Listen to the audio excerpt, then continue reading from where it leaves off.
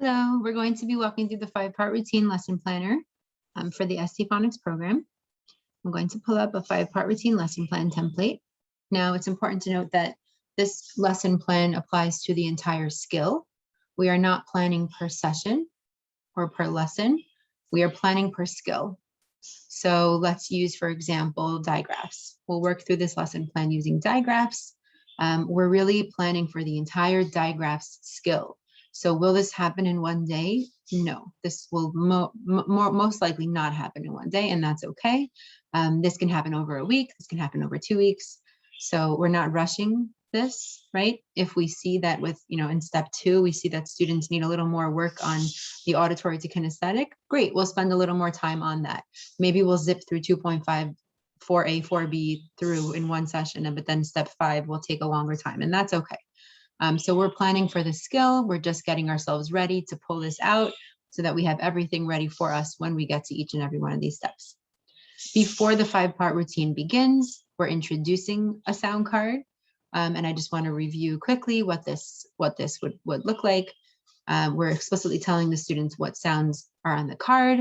We're using representation with print, with some phonological awareness involved. So if we're using digraph CH for ch, we'll point to that card. We'll explicitly tell students what sound it makes. And then we'll say things like chair, and we'll point to the ch for the ch part of chair, but then we'll sort of slide off of our card for the rest of the word and say chair. So they're not ready to decode air. They didn't learn long AI, right? But they can hear it. And they can identify that the word chair would start with a ch sound. We can also say beach and start from the other side of the card and land on the ch card. So we're letting them have this phonological awareness of words, and we're showing them the ch card to show them what sound that would make using words that they're familiar with, that they can't necessarily read, and that's okay. So remember that before step 1, we're introducing that new sound card. We may not do that very often, right? We're definitely not doing that every single time we have our students, every single session, but we are introducing sound cards for every skill that we teach. All right, week of, so you're welcome to write in pencil. You're welcome to, maybe leave this a little flexible because we don't know if it's going to take 1 or 2 weeks. We may have 2 in 1 week, right? We're not sure how quickly these will happen. So you're welcome to write in pencil, or you're welcome to just write week of, 10, 2, and then dash 10, 12, and that's okay too. What is the skill or the rule or the sound being taught here? Let's write digraphs. Right now we're working with digraphs. It's up to you how rigid your lesson plan book is. So you can write teacher shows, right? You can list the digraphs that you're using, or you can simply write digraphs. It's really up to you how prepared you would like to be. If you would like to split the digraphs between 2 groups of digraphs, so we have the category, then we have maybe those more difficult ones, which are like the MB digraph, the KN digraph. Maybe you want to teach those separately and maybe later on. So that's up to you. That's up to how your students are responding. And of course, it's up to the age group that you're working with.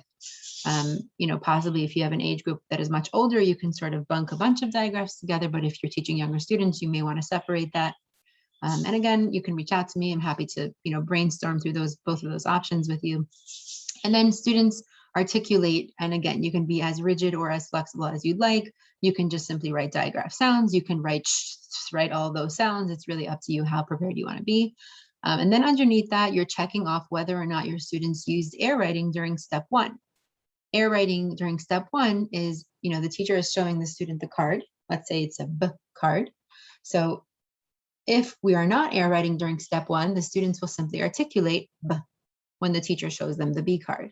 If this child is air writing as the teacher is doing step 1, so as the child says B, the child is also air writing a B, which means they're taking their writing hand, so whether they're righty or lefty, and they're writing the word B in the air with their finger.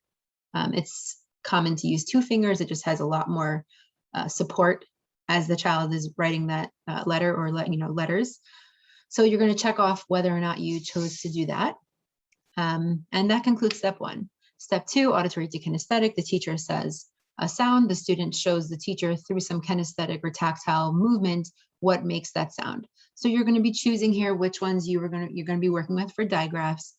You may want to give yourself 2 options because maybe you'll have to do a little bit more review with this, and that's fine. Students love this step. It's a lot of fun. It's a lot of creativity here. And of course, your age group will come into effect, and also the amount of space you have in your classroom, the materials available to you.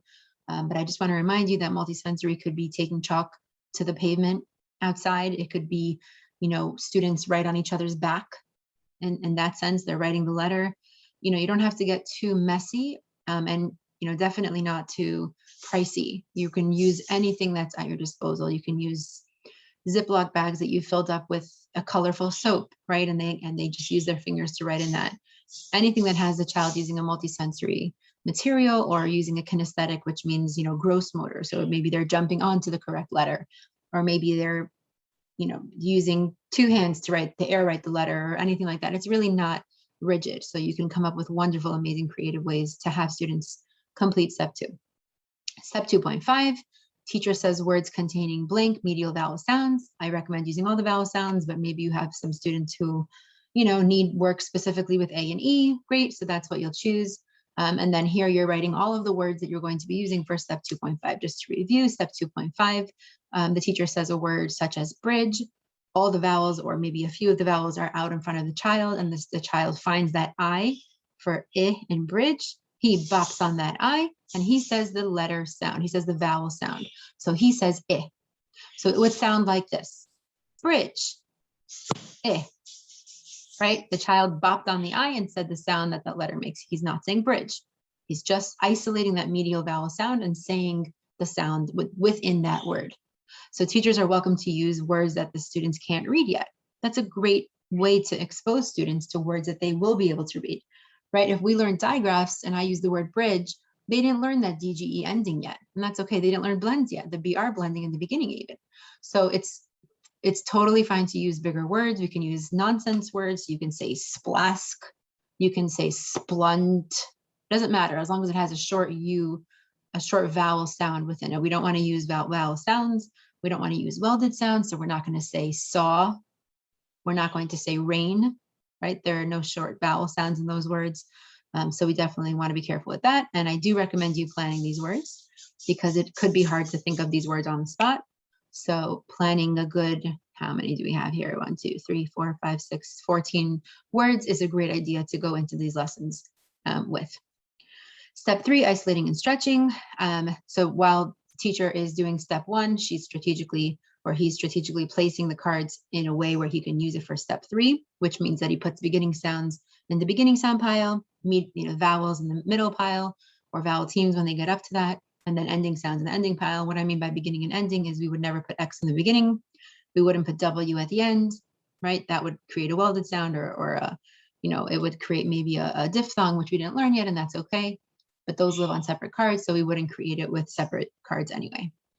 Another option for this, if you are using the ST workbook, every single skill has a reader page, so you can just use that reader page as this step. Students will just, isolate and stretch the words on those reader pages. I do recommend cutting them out. I do recommend them only seeing one word at a time. That's definitely helpful to this. And you can maybe just look at those words and then create them with your cards. It's really up to you. You don't have to write which words you'll be using for this step, which is why I left it out, but you're more than welcome to if you'd like. If it makes you more comfortable, you're more than welcome to do that. But it's sort of just like a comes naturally kind of thing. We have step 4A and step 4B, which are encoding steps. Step 4A, we have students, we tell students a word and they're building it using only skills that we've learned already. You are more than welcome to use the words in the workbook for this step. You have enough words there, so you're more than welcome to do that, but I still would take those words and plan here just to have it with you. Maybe plan some extra words just in case, those words are getting repetitive or anything like that. You definitely want to have a good bank of words to use for the step. Step 4B, we have our encoding, which is our dictation step. So we want to plan those sounds that we're going to be using. We want to plan those words we're going to be using, and we're going to plan at least 1 or 2 sentences that we're going to be using for this. It's very difficult to go into a dictation and just wing it. So I do not recommend that. I definitely recommend that you go in prepared. Remember that you're using a mixture of pre-learned sounds, the new ones we just taught, including, and the same goes for words and sentences. We don't want to throw anything at them that they have not learned yet. We cannot do that because then we cannot expect them to decode or encode them correctly. So we only want to use words which we have already. And if you want to brainstorm some ideas, of course, you can always reach out and we can talk about that. And step 5, finally, is the full sentence reading or reading comprehension check. So you are more than welcome to use the workbook page for this. Almost every skill has a comprehension check page. So you're more than welcome to just use that workbook page and you've done step 5. Or you can make your own sentences. You can definitely have fun with that. Just again, please be careful not to use skills that they did not learn yet or read words that they did not learn yet.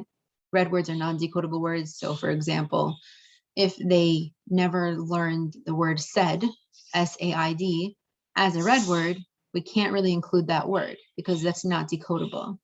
It doesn't say said, right? That's for a different training, but we just really want to be careful not to include words that are non-decodable that they have not yet learned in the non-decodable way.